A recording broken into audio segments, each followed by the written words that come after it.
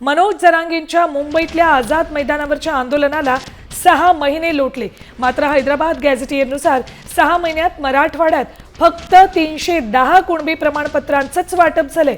छत्रपती संभाजीनगर आयुक्तालयातून ही धक्कादायक माहिती समोर आली आहे। मराठा आंदोलकांनी आझाद मैदानावर ठिय्या मांडून मागणी मान्य करून घेतली, मात्र त्यानंतरही मराठा बांधवांच्या पदरात विशेष यश पडलं नसल्याचं चित्र आहे। 2 सप्टेंबरच्या जिहानुसार मराठवाड्यातील 8 जिल्ह्यातून कुणबी प्रमाणपत्रांसाठी 731 अर्ज करण्यात आले होते।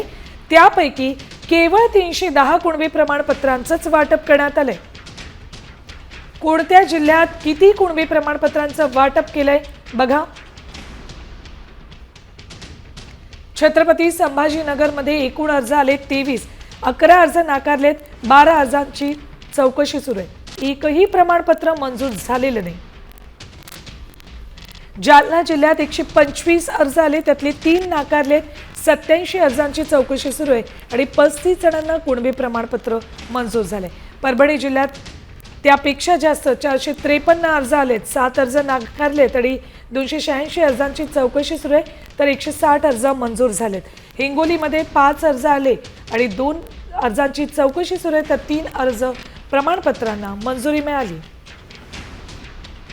नांदेड जिल्ह्यात 9 अर्ज आलेत, त्यातल्या 1 अर्जाची चौकशी सुरू आहे, 8 प्रमाणपत्र मंजूर केली आहेत।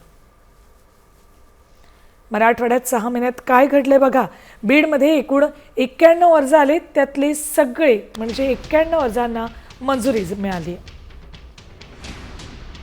लातूरमध्ये 12 अर्ज आले, त्यातल्या 3 अर्जांची चौकशी सुरू आहे आणि 9 जणांना प्रमाणपत्र मंजूर झाले।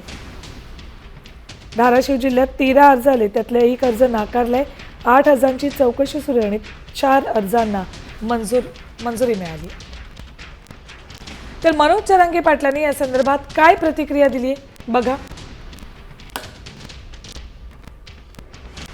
परभणी असो, बीड असो, जालना असो, संभाजीनगर, धाराशिव इथं जाणून बुजून व्हॅलिडिटी थांबवल्या जातात, कुणबी प्रमाणपत्र दिले जात नाहीत आणि हैदराबाद गॅझेटियरनुसार सुद्धा जाणून बुजून शपथपत्र दिलेले असताना, समान आडनाव असताना सुद्धा, आमच्या वंशावळी जुळलेल्या असताना सुद्धा जाणून बुजून दिलं जात नाही। काही कारण सांगायचं आणि त्याच्या त्रुटी काढायच्या आणि ते बाजूला ठेवायचं। अधिकाऱ्याने एक धडाकाच लावलाय, त्रुटी म्हणायचं फक्त आणि बाजूला ठेवायचं। त्रुटी नाहीत, काय नाहीत, हे जाणून बुजून मराठा समाजाच्या लेकरांचं वाटोळं करतायत। तर मराठवाड्यातनं ही महत्त्वाची बातमी आहे। 6 महिन्यापूर्वी मुंबईत आंदोलन केलं होतं मनोज जरांगेंनी, मागण्या मान्य करून घेतल्या, पण त्याचं फलित काय